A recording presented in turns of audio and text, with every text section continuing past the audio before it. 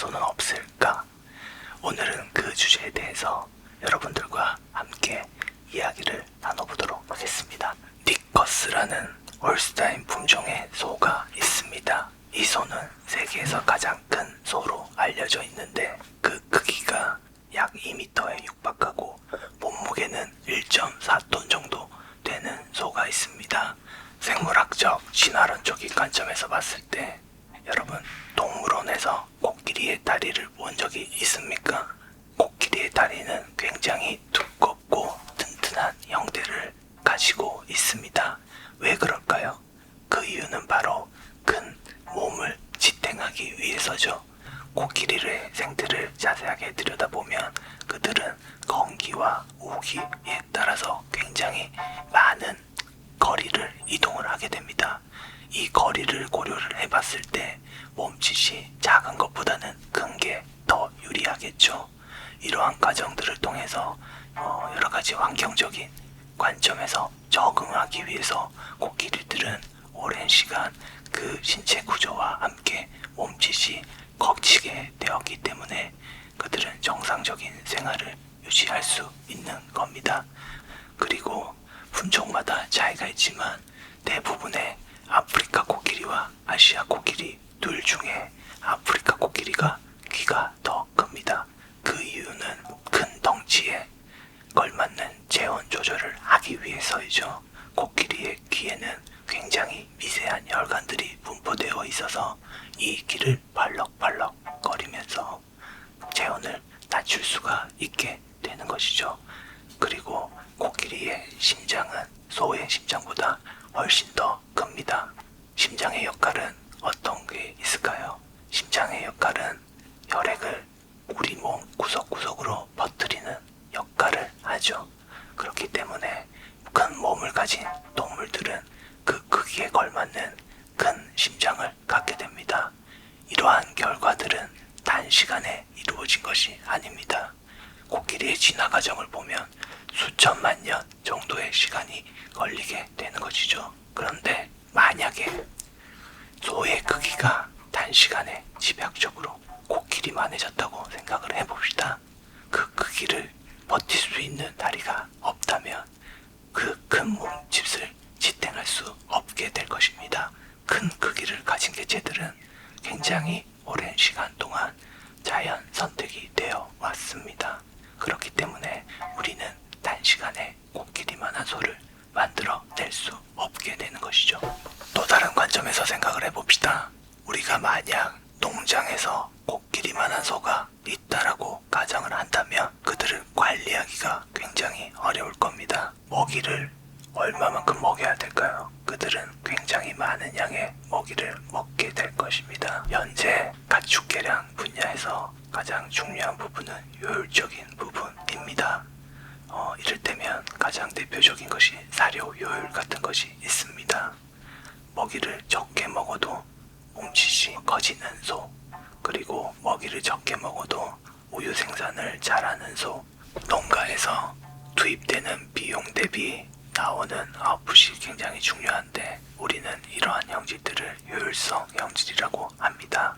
그래서 사료 효율을 고려해 봤을 때 코끼리의 크기가 코끼리만큼 소의 크기가 커진다면 그런 효율적인 부분이 떨어질 수도 있을 겁니다. 또한 우리 농장에서 코끼리만한 소가 있다면 관리하기가 굉장히 어렵겠죠. 우리는 농장에서 때론 개체들을 이동시켜야 되는 경우가 발생이 됩니다. 농장 안에서 이동 혹은 주라시에 주라차를 이용을 해서 이동을 시키는데 코끼리만한 소가 농장에 있다면 그러한 과정들이 굉장히 힘들어질 수 있겠죠. 소비자의 관점에서 보도록 하겠습니다. 소비자들은 소의 크기에는 관심이 없습니다. 맛이 있어야 소고기를 먹게 되는 것이죠. 만약에 코끼리만한 소를 오로지 크기에 맞춰서 한 품종을 개량을 한다면 맛과 크기를 동시에 고려하지 않는다면 소비자들의 선택을 받을 수 없을 겁니다. 그렇기 때문에 현재 한우 산업에서는 맛과 도체중이라는 소의 크기와 관련된 형질들도 같이 개량을 하고 있는 것이죠. 기술이 바로 선발지수입니다. 선발지수라 함은 여러 가지 형질들의 각각의 경제적인 가중치를 측정을 하고 하나의 지수값을 만들게 됩니다. 이를 통해서 우리가 계량하고자 하는 다양한 형질들을 동시에 계량할 수 있게 되는 것이죠. 지금의 한우는 그러한 육종 기술의 결과물이라고 생각을 하시면 됩니다. 현재의 과학기술은 굉장히 발달되어 있습니다. 가장 대표적인 예로 유전자 편집 기술, 그리고 다양한 분자 유전학적인 기술들이 있죠. 이 기술들을 활용을 한다면 단시간에 코끼리만한 소를 만들어낼 수 있을 겁니다. 그러나 우리는 반드시 이 점을 고려해야 됩니다.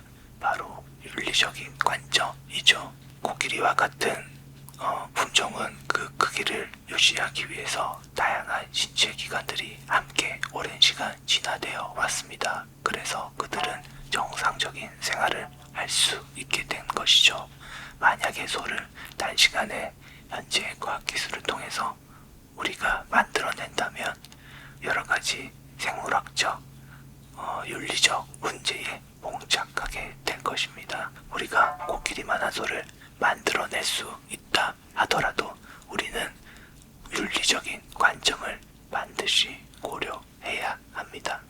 오늘 이 시간에는 우리가 왜 코끼리만한 소가 우리가 볼 수 있는 농장에서 없을까에 대한 여러 가지 측면에서 알아보았습니다.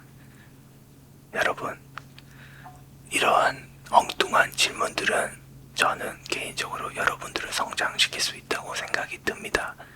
여러분들이 어떤 질문을 가지시던지 여러분 앞에 있는 교수님들께 질문을 던져보십시오.